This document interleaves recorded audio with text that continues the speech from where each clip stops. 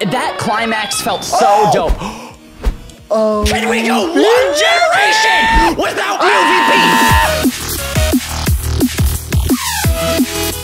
MVP? Hey, future Asteroid, just in case you don't know how to do this, I'm clapping, so then that way you can sync the audio to when I clap for the gameplay and my commentary and my face cam. Did you get that? Did you get that? There. Did you get that? Hey, Ryan, you're a slut. Frank? You are an absolute slut, bro. 5.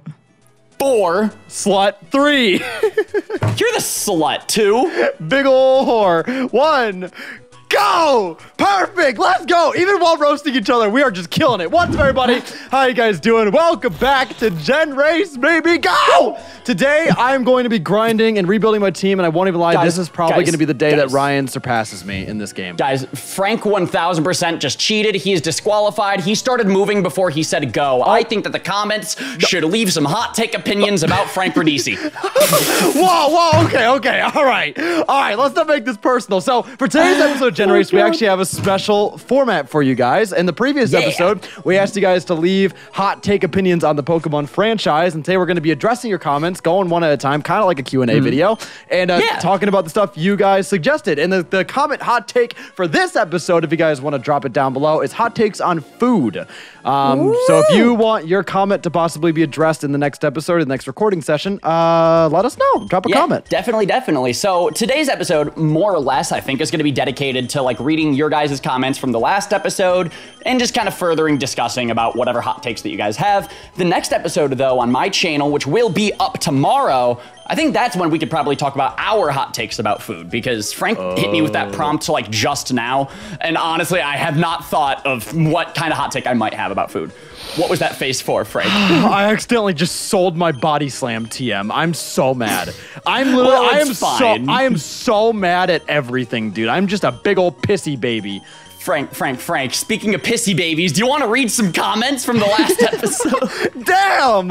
Yeah, okay. Starting off, we got Ryan Daly. Sounds familiar. We got another Ryan in the call right now. He says... Yeah, but he's Daly and I'm not. That is the big difference right there. He's consistent. Big old mood. He says, hot take, there needs to be a Pokemon based off hotcakes. I agree.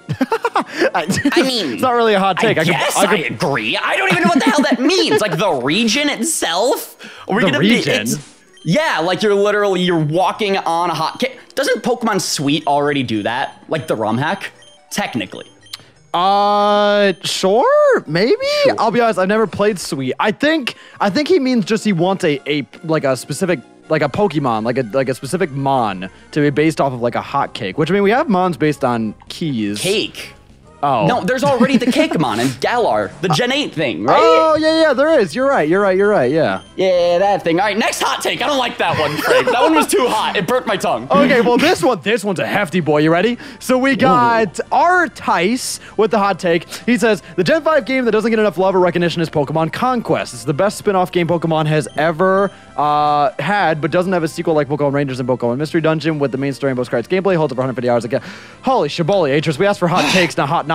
It came out before X and Y, so the Dragon type was still OP. It's fun. It has a lot of replayabilities. Honestly, no, I totally agree. I love Conquest so much, man. Yeah, same. Like, okay, he had me in the first half, coach, or maybe the first quarter, because the rest of that was a damn Declaration of Independence. But like, I'm not gonna disagree. Conquest is one of my favorite side games, right? But it's not the best. It is not the best. I'll be honest. I think it is the best. Conquest, and Battle Revolution for me are the two best side games. Okay. All right. I'm not saying that Battle Revolution's bad either, but Stadium is just objectively the better like battle simulator side of Pokemon. No, it's not. Are you shitting me? Sorry, I swore. It's your video, your problem, bro. Like, Frank. Okay, but bro, you have to understand, like, Battle Revolution is the sequel to Stadium. It's just a better, more high definition, more Pokemon available Stadium. No, okay, actually, I do get where you're coming from with that, and I guess I can't disagree from that standpoint, but my point is Stadium just has more things to it than Revolution. Revolution is strictly battles. At least Stadium has, like, mini-games and stuff like that, you know? I'll be honest, I've never played Stadium. We're probably not the most qualified to provide input on these takes, all right? But the best side game, and this is just my opinion, is Pokemon Troze. I freaking love Troze. I'm sorry, that sounds like a rotten pickle. Troze, are you kidding me? What do you have against? Have you even played Troze? No, no, but it sounds stupid. Ooh, Yo, speaking of hatching. stupid, you know, I'm not mad. That's well, not- actually, maybe a little bit. I kind of would need a stone to evolve this thing, but I'm gonna name it after Michaela, who's a member on my channel. And thank you for supporting, Michaela. I appreciate you. Yeah, that's not. I won't lie. Yo, how do I get to Pacifilog? This is disgusting. It's left. I Surf to the left, bro. Jeez Louise, dude. I'm trying to like. Let's see. Let me address the map here.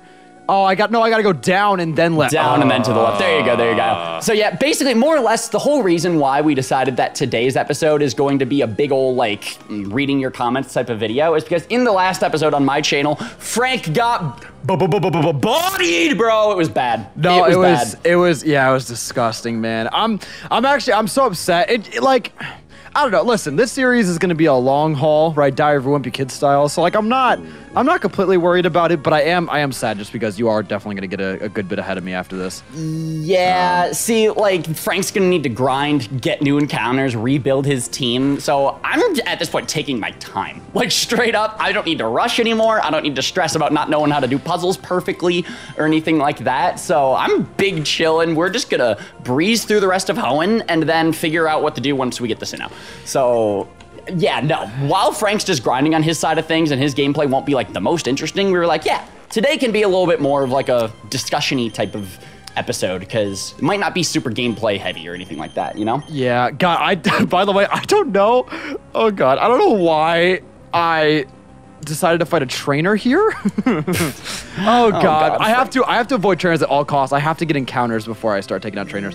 Yeah, Heike, you'll be locked in the trainer battles, and we're not trying to lose the lock, because I don't think that you made a save state in the 7th badge. I definitely did not, so we can't be losing the lock. Anyways, all right, next hot take. Sean said, this is a big ol' hot take. He says, Pokemon was never that difficult. We were just kids. You know? Well, okay, as someone who's a grown adult and still struggles with Pokemon, All right, hear me out. I don't know about that. So, the fact that we struggle with Pokemon is more or less because it's a Nuzlocke and we're trying not to die, right? Yeah. Otherwise, if you were to objectively look at Pokemon games, no, they're actually not hard because there's no consequence to being bad. Unless it's a Nuzlocke. Permadeath creates that consequence, right? Yeah. So, I agree with said hot take. Next one. Okay, we're just, don't be getting crits now. Okay, so Yeah, Aaron says, Gen 5 Weather Wars was the best gen for competitive Pokemon ever. I only really played Gen 6 competitive, so I can't really, like, speak on this, but I gotta say, at least from what I've heard, Gen 5 was kind of crazy with the fact that weather just kind of stuck around. Like, that's kind of... It's kind of Mr. Worldwide ludicrous. Like all the teams you had to run weather, or else you were screwed. Yeah, definitely. Featuring Pitbull, by the way. Featuring Pitbull, yes. Featuring Pitbull. I don't think that the actual competitive like meta of Pokemon really got like set in stone and kind of like well fleshed out until 6th gen, because that's also when like Wi-Fi became easily accessible for everybody, right? So, I don't know. I feel like that's what created a meta. Gen 6 moving forward is the best version of competitive. And that's coming from someone who isn't even competitive. I didn't even know that Wailord could be a Wailord at level 38. Isn't this... I think that's Hex. I think that he evolves at higher level. I don't know. I don't... Next hot take. I'll be honest, I'm not entirely sure. By the way, also, God, dude, this trainer battle ended up being the worst possible trainer. He has a Kingdra, bro. Oh Frank, my God. This is rough, man. This is rough. I need to should I paralyze him? I mean, can you live a hit from 26 HP? Okay, he's not actually attacking you, is he? Yeah, I think we can live a water gun if he goes for that. Come on, just stun support. Okay. Bro, you can't be... Oof. All right, I'm gonna heal Manny and just try to get a status on him before I go back in. Anyways, all right, hot take again. This is fun, man. I'm actually liking this. No, it's really cool. So Blue Blurs says, let me just make sure I survive this twister, and then I'll read off the hot take. Okay. Blue Blurs said, Pokemon fans are the only people besides IGN that like Sword and Shield. So basically he's saying IGN and Pokemon fans are the only people who like Sword and Shield. I am a Pokemon fan, and I like Sword and Shield. So, I mean... I don't know. Checks out. I don't know, to be honest. Like in terms of Sword and Shield, I'm a little disappointed because like I feel like to me like the game is good. They did a lot of good things, but the game definitely, at least to me, feels rushed. Yeah. I feel like that's probably the best way to describe it. It just feels like there's a couple things about it that just get really sloppy. Yeah, I mean, it kind of felt like Game Freak was getting to the point where, oh god, we got to put out a new Pokemon game every single year. And then that's kind of how Sword and Shield happened, with certain corners that were kind of cut. And a lot of people like to jump to the graphics department or the story department when the story doesn't happen until the last, like, hour, you know? Yeah. Like, I actually watched a really dope video yesterday from a YouTuber named Omni, who I freaking love him, by the way. Fantastic dude. Check him out if you're interested, where he talked about the Pokemon franchise just as a whole. And he's not like a Pokemon community member or anything like that. He just grew up on the games. And he brought up some actually pretty valid points on like the Pokemon franchise as games, not as Pokemon games, as games. And they really haven't evolved that much since, you know, they first came out as Red and Blue. Like, they'll add on, but they've never really changed up the format very much, and I almost feel like that is kind of why a lot of non-Pokemon fans have that opinion on Sword and Shield, because Sword and Shield is kind of like when the generation came up that it really became apparent. You know what I mean? Yeah, I think too, it's like, so as a gamer and as a Pokemon fan, I wish Game Freak would just take a couple years, right? Yes. And then make like a Breath of the Wild like basically like the same leap forward that Breath of the Wild was for Zelda for Pokemon. Like I want them to like go in, I want them to rework everything and just like make it incredible. You know what I mean? Yes. Like that's what I wish they would do. However, there's the other part of me that's like, okay, Poketubing is my job, and having new games out, like that kind of dictates my career. It gives us more content per year, you know? Yeah, so it's like, on the other hand, it's like, from a content perspective, it's like, yo, keep these games coming, man. Like, I'm chilling. I'm chilling. Because we'll be happy with whatever Game Freak gives us, but we're biased. We're Pokemon fans, we're Poketubers especially, you know? Like, we won't be disappointed. We can find the good in whatever we're about to play in this franchise specifically. What Omni actually brought up, though, regarding that was, look at, like, what is the target demographic of Pokemon, and it's kids. You know, it really, really is. Like, a good amount of the audience are adults who grew up on the game, yes, but I think Game Freak is aware that they can just kind of get away with putting out the same game over and over, and it'll always do well, if not better than the last, because Pokemon is less of a franchise at this point of games that evolve, and more so it's just like a movement. It's like the trend that people hop on every November because, oh, there's a new Pokemon game and everybody's playing it. You know what I mean? Yeah. Do you know what kind of opened my eyes to that? What's up? Is so Pokemon's an RPG, right?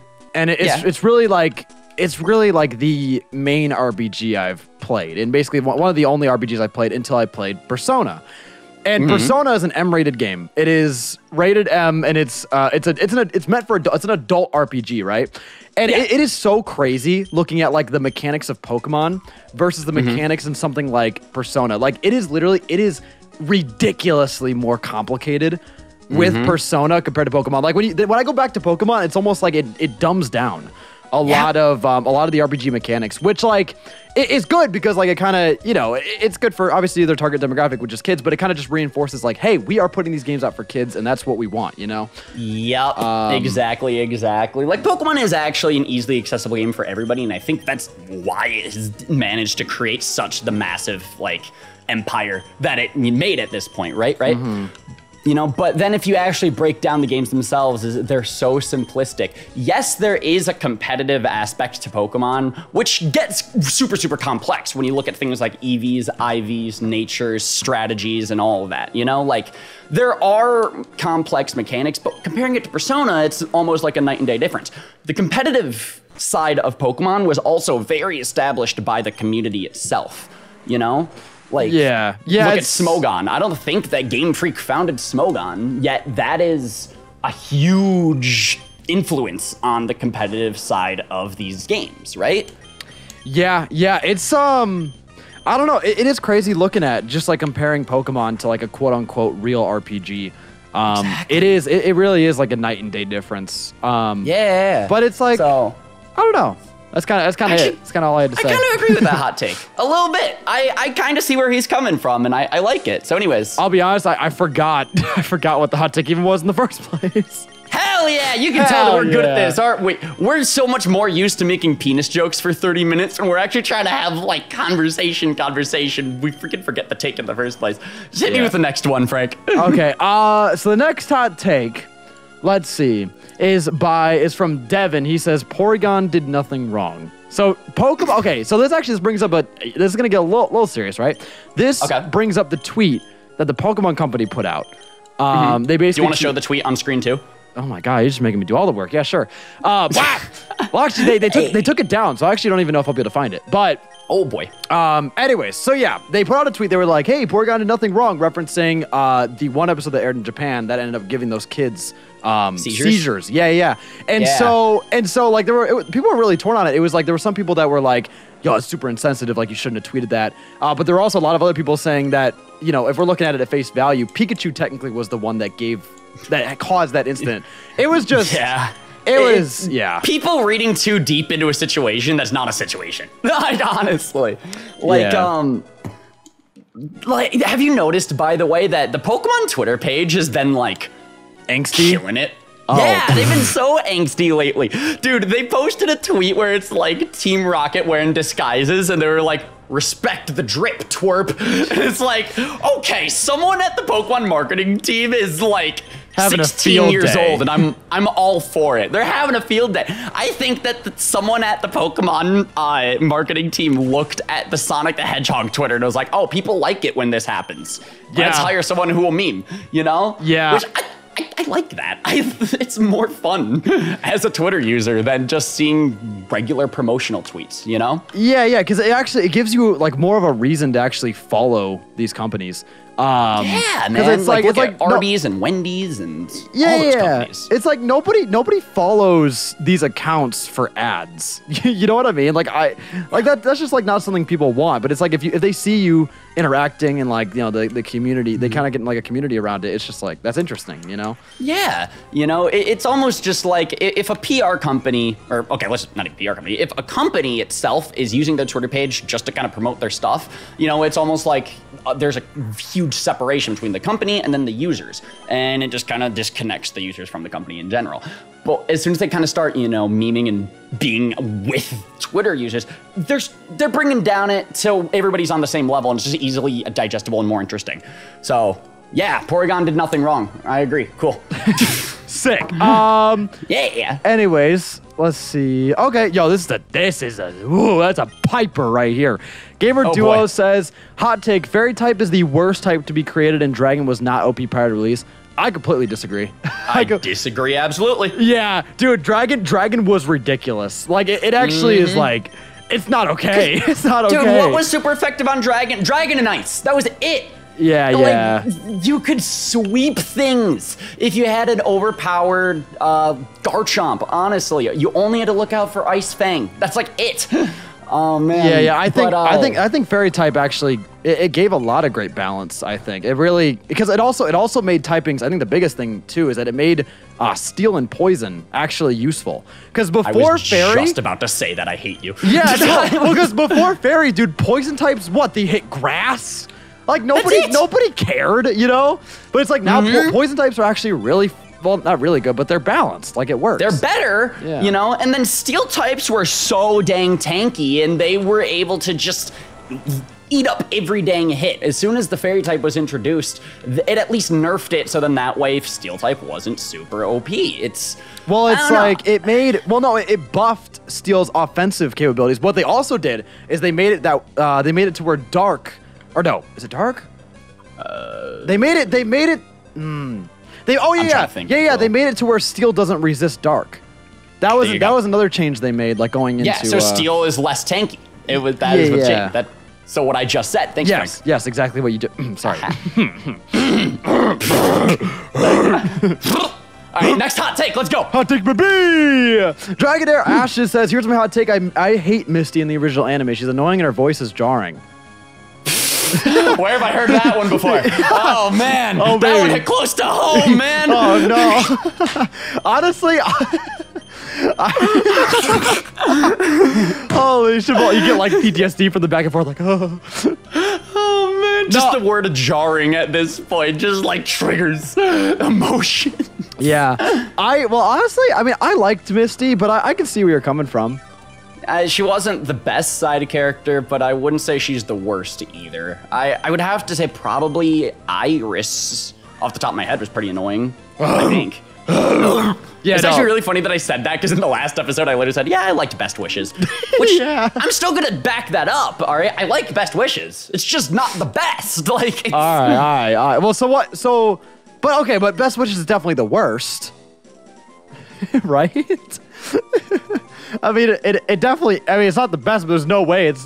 I guess we both haven't really kept up with the anime. By the way, you know I wouldn't what? actually be able to say what's the worst, to be I'm honest. gonna name this after Dragonair Ashes. Aw, that's gonna be confusing. That's a Vileplume. That's some imposter syndrome, Frank. He doesn't know who he is. Actually, I'll just name Dragon. But Dragonair Ashes, it's after you, I promise. Hey. So anyways, next hot take. Let's go. This is fun, actually. I'm enjoying this. Okay, next hot take. Let's see. Wicked Yoda said, "Oh baby, Wicked Yoda. Oh boy. Oh, boy. Wicked Yoda. Oh, he says, let's see. Gen 1 and 2 has story, even though it's not thrown in your face every 2 seconds like newer games. Ryan just doesn't pay attention." I'll be honest, I didn't read it before I said it. That's funny. I don't even know if that's a Pokemon hot take. That's a Ryan hot take. Come on, bro. That's funny. Yo, Oh, man. Vileplume's chilling here though. We're definitely I gonna. mean, I guess I'll agree. They have a story, but it's definitely not a fully fleshed out one. You cannot tell me for a second that Gen 1 and Gen 2's story can be equivalent in levels of depth as Gen 5. You just can't. No, You yeah, there's cannot. no way. Yeah, it feels like. I feel like they started focusing a lot more on just having like a more of a cohesive narrative in Gen 3, you know? It's so much more, like, I'm not even saying it's thrown in your face, I'm just saying that there's something there besides Team Rocket bad, go stop bad guys, you know? Like, that's yeah. it. I mean, I think like, I don't know. I think the biggest difference, right? Is like, okay, in the first 2 games, they had the approach of like, you're a 10-year-old, you're going through the world, and then this bad stuff happens to be happening. In the later games, like Gen 3 moving forward, they kind of made it to where you are the hero. I think that's like the biggest difference. Because like in Gen 1 and 2, it's like, I don't know, it's like, yeah, you're the one that beat them, but like there's nobody telling you like, yo, like you have You're to the do chosen this. one. You're the chosen You gotta one. save the world, bro. Yeah, it's almost just like, hey, it's your 10th birthday. That means you get a starter now. And now I guess there's evil guys. I guess go fight them or something. And for some reason, the police can't do anything about it. Like, literally, Officer Jenny was right there, and Team Rocket still punched a hole in the wall in Cerulean. Like, what? Why is it the 10-year-old's responsibility? Genuinely. Yeah. Anyways, next hot take. I'm gonna agree with that. Ryan can't pay attention to story ever. Let's go. Let's see. So Extremist Garchomp said, Also, this is my legendary encounter, and oh my god, we're twins. it's like we're soul linked. Oh man. Oh man. But he says Gen 3 Pokemon have some of the worst designs in the franchise. Gen 3? He said Gen 3, yeah. Gen 3. Gen 3, yeah. You know? I mean, there's some, there's some oofers, but I think there's an oofer and there's a couple oofers in every gen. Dude, there's good designs and bad designs in every single gen. Like, you can make a debate that, like, Makuhita is literally just a trash bag with fists, and it's like, okay, you know? But Yeah. Electrode is just an upside-down Pokeball. Freaking Vanilla is a ice cream cone. You know, it's just, you can kind of just make these arguments for any gen, I feel like, you know? Yeah. I think, I don't know. It's kind of like a lot of that really is personal preference, but I don't think. I'll be honest. I don't think any generation has been. Did you just kill your? Did you not get it? So Entei went for Roar.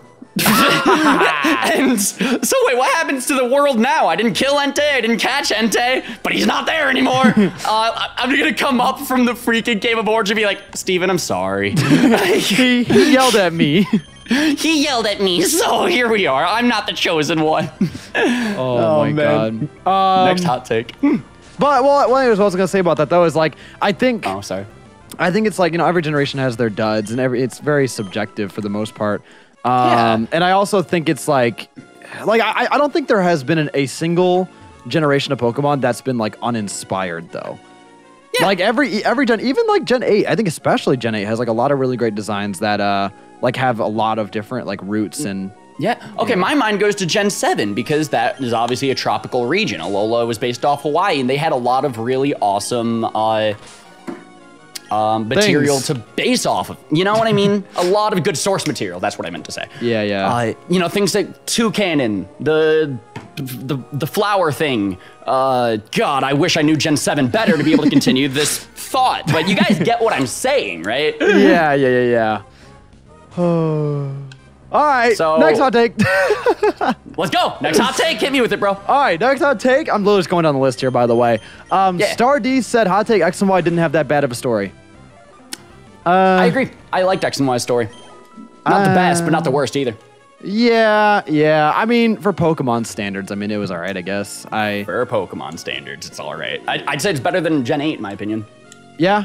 You know, actually, I'll give you that. Yeah, it's better than Gen 8 for sure. I don't know if I could say it's better than Gen 7's, because I actually really loved what Gen 7 was going for. I just think that Gen 7 had too much damn dialogue to make it fun to follow, you know? Yeah. Like, I think that even if Gen 6 didn't have as, like, strong of storytelling narratives as Gen 7 did, it was presented in a more consumable way. So I prefer Gen 6's story to Gen 7's, even though I liked the concept of like the Ultra Wormholes and the Gladion family dynamic and all of that better, honestly, you know? Yeah, okay, I'm getting my Evergrande City encounter too. I'm just getting all these encounters, man, because I need them. Yeah, I feel that I messed up the puzzle. Dang it. Oobies. Yeah, I don't know, man. Like, it's like. See, I loved all the Lysander stuff. That climax felt so dope. Can we go one generation without PvP? Just one. That's all that I ask for. Is God, Mew VP, he's back.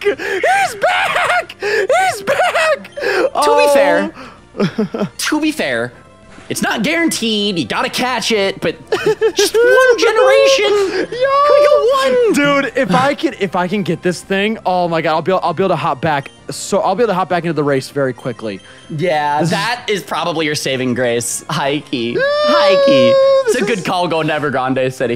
But anyways, though, yeah, when I was like 13 and I played X and Y for the first time, I loved the Lysander stuff, and I was like really, really invested at that climax of the story. Like, that got me hooked, I'll be honest. So for some reason, it might even be a bit of nostalgia, but I like the Gen 6 climax. It made me climax, not even gonna lie. God, diggly damn it. Yeah, no, it's like, I don't know, man. Listen, Pokemon is never like great with story. That's not really the point of the games. But I think X and Y was, oh baby, okay. Oh baby. See, I mean, we kind of talked about that in like a couple hot takes ago, but it's like, Pokemon's never been great in the story department. Pokemon's never been great in the gameplay mechanics department. You know, like across the board, I almost feel like the Pokemon community, like as a whole, might be putting these games on too high of a pedestal than what we actually are playing. Like, you almost have to know what you're getting yourself into. We are playing kids games after all, so we're not about to get Persona levels of depth. You know? Yeah. I think again. I think it really. I think it does come back to that point where it's like these aren't like grown-up RPGs. You know? Yeah. So they're not meant to be taken that way either. But I think that because a good amount of the Pokemon franchise, potentially, honestly, a majority of the Pokemon franchise, I don't know the numbers, obviously, are adults. They might even be looking at it as if they want more adult-like RPG, you know? Yeah. Like I think we all, you know, especially people who are older, like we all want more mature stories. But I think it's just kind of like we have to look at it and be like, okay, yeah, this isn't really what this franchise is like going for. You know, it's not really what they're trying to do. Yeah, and if you go into the games with that mentality, I feel like you just don't get disappointed as easily, you know? Now, to be fair, you might have those moments where Zachary and Zachanaya, you know, turn around and their walking cycle literally doesn't line up with their rotation in the slightest, and it's like, hey, Game Freak, did no one really look at that and think no one was gonna clown on it? Like, come on now. Yeah. I know you know the cutscene that I'm talking about. Yeah, like that was horsecock. By the way, I have him paralyzed in red health. Yeah, you did all that you can do. So if you can't catch him, ain't your fault, bud. God, I wish I bought more balls, but I also don't have a lot of money. Please. Oh, man. That is every college kid right there. Hell yeah, baby. Oh Next hot take. Let's go. Hey, I'm a little focusing. Give me 2 seconds to catch this Mewtwo real quick. I probably should have had the comment section pulled up myself, so then that way I could look at them. Yeah, it's like you're the one ahead, dude. I'm the one, scrapping out here, and I'm in charge of Because I comments. assumed that in this episode you were just gonna grind, so I was like, all right, Frank can just look at the comments while I focus on progression. You know? Ah, dude, getting this Mewtwo would actually be a saving grace right now. Oh my god, it would be. I cannot believe MVP just keeps coming back. He really is we thought that it was gonna be Mew, all right, to be like the recurring MVP in this project, but Mew VP decides to make all the dang appearances in every single gen. That is Mewtwo in the Galar decks? I don't know actually. Maybe not. If he isn't, I feel like Game Freak would put out a DLC update for Sword and Shield, and when we get to Gen 8 in the Generation Race series, Mew VP will still find a way to return. Bro, I'll have you know, I just got 3 shakes. I saw that. You got that triple jiggle bad luck, bro. Jeez Louise, dude. I just had to deal with a Lugia on my side, which was kind of terrifying, but we did it. Mission accomplished. Crisis averted. We are fine. We are good. I have to get lucky, bro. Please. Dude, this Mewtwo would actually put me back in the race, please. Please. Well, okay, would it though? Because you're still under leveled. You're still gonna need to grind that Yeah, boy yeah. Well, anyways. I still have to grind, but like, dude, then I could solo the rest of the game. I could solo the rest of the game with Davor and Mewtwo. Like that'd be the play. Who do you think that the Lapras Legion would end up voting for the MVP? Mewtwo or Entei? I don't know. I'm not trying to think about. I'm trying to get it right now. In a Great Ball?